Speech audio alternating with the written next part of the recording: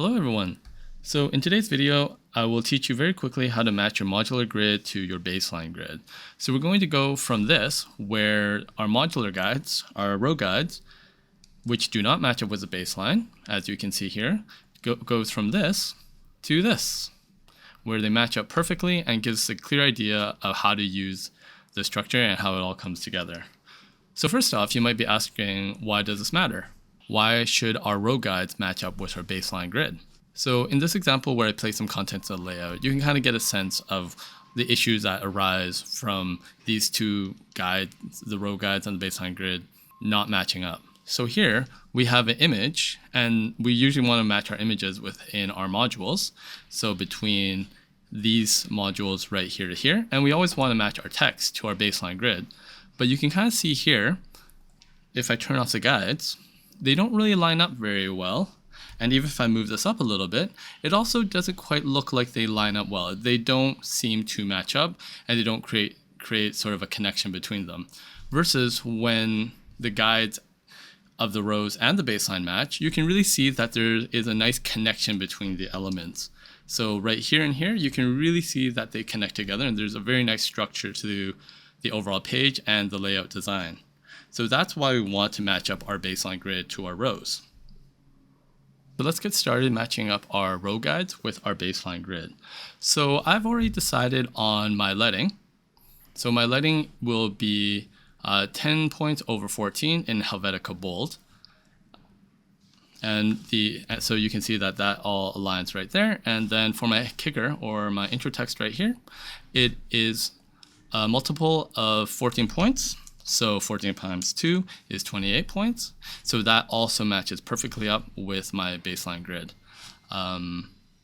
So in preferences, you'll see that my baseline grid, I have set it at 14. And remember that we want the start to be at 0 and this to be top of margin. These two are really important. And then I always like to click off grids on back and the view threshold to be around 50. So again, baseline grid here, top of margin, and also 0 right here. Then we'll hit OK. So just a little side note, this design was inspired by Penguin's book design of John Berger's Ways of Seeing, which is a very excellent book, and I recommend everyone to read it. And in this book, they set everything in a Helvetica bold throughout the text, which creates a really impactful design and something that I want to emulate in this design.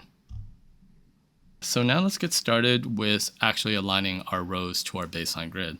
So now, since I've established my leading and established my baseline grid and everything, now we can go ahead and just match everything up. So right now I'm just going to delete everything on my layout spread, including the guides.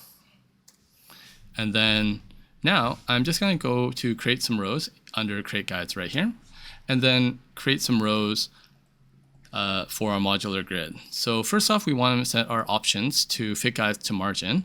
Otherwise, you'll see that the rows will be sort of equally partitioned the page, but then within the text areas, they'll be uneven. So you can see that the third one is wider than the space within the text area inside the margins. So we definitely want these within the margins so that at least these will, within the margins, they'll be split up into equal height. When we're making a modular grid, we want to just see how many rows we'll need to create a system that is both flexible but still gives the user a sense of structure. For me, I like it around 8, and this is just a guide to figure out how tall our rows should be. So I'm just gonna hit OK at 8, and then now I'm just going to draw a block. And then to match to the baseline,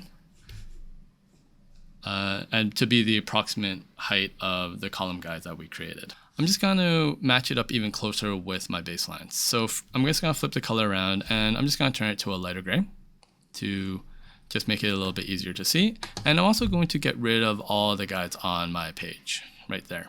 So I'm going to zoom in now, and I'm really going to match it with my baseline right here. So I really want to just snap right on top right here, and make sure that it matches to the margins. So again, right here, align to margins, just like that and that. And then again, just really try to match it up perfectly with the baseline right here. There we go. That looks perfect. So now what we're going to do is we're just going to copy and paste or alt drag this block all the way down the page. So I'm just going to hold alt or option, depending if you're on a Windows or a PC, and I'm just going to drag it all the way down the page. So again, we can zoom in just to make sure we have it just right and just move it down the page. So I'll just do that and make sure that they all match up with the baseline perfectly.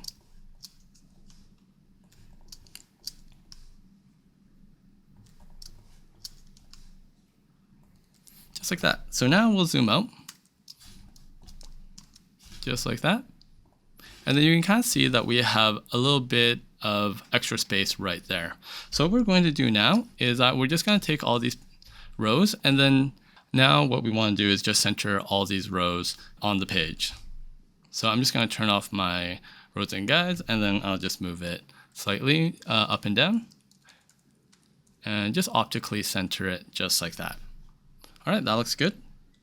And now what we want to do is we just want to adjust our margins to fit the rows that we just created. So again, now we just want to select our masters, just like that. And then we'll zoom in a little bit, just like this. And then also to make things a little bit easier, I'm going to right click on my rulers, and then I'm going to turn this to points just to give myself a little bit more control when I adjust my margins and columns. So I'm going to layout and margins and columns. And now I'm just going to adjust my top and bottom margins to match up with the gray blocks. We'll just move it down and we'll just match it up. So that looks perfect, 32 right there. And then now I'm going to scroll down to the bottom of the page and ditto on the bottom. So again, keep these unlinked as the bottom and the top might not be the same. So I'm just going to move this up to match our gray block right there. And that looks really good, 32 and 40. And I'll just hit OK.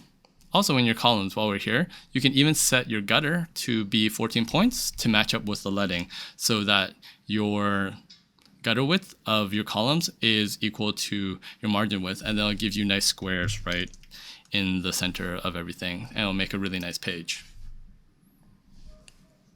So now that we've matched up our margins to the row shapes that we created, now we can actually create the guides for the rows for our modular grid. So we're going to go to layout and we're going to go to create guides. And then we are first going to set our gutter to our line spacing, which will be 14 points. And this is also the number that you put on your baseline grid. So we'll put that 14. And then now we'll just move our grid. So you can see that 2 fits perfectly right there because 2 is a multiple of 8. And then of course 4 also fits really perfectly there. And then now you can see that 7 also fits well too, but what we want is 8. And then now you can see that it all just fits perfectly.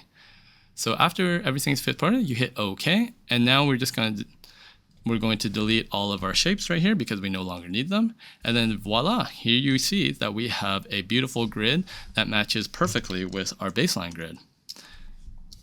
If you ever find that your grids and guides, they don't quite match up perfectly, but they're very close, what you can do is you can either go back into your margin columns and adjust and recreate your guides. So in that case, we're just going to delete all the guides on our grid that we just created, and we're just going to zoom in really closely now onto the bottom.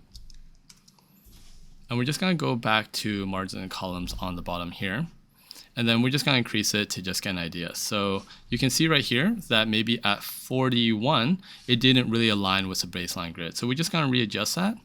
And then we want to get the bottom margin right on top of our lowermost baseline. So what you can do here is you can just go eyeball it and just slowly put up the amount of numbers that you need here. So maybe 39.9 will be good. That looks really good. So maybe 39.8.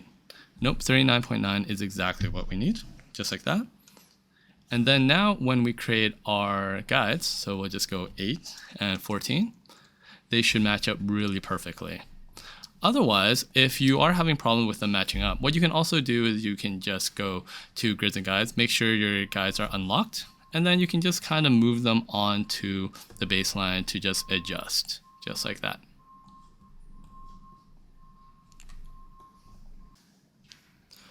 So that's my system for matching up my modular grid with my baseline grid. When these two systems match up, it's really satisfying to just know you have a system that works. So when you are placing in content, you know that everything really fits together and you don't really have to think about it too much. So we'll just adjust everything in here to fit with the grid. And then you can see here that everything just fits so super nicely into our grid right there. And voila, a beautiful system that works, that has a lot of sense of structure, and that will really work for you. So I hope you apply the system in your own design. It's a very good system, and I hope you found this video really helpful. Thanks for watching this video. I hope you learned a lot. Let me know if you have any questions or comments, and I'll see you in my next video.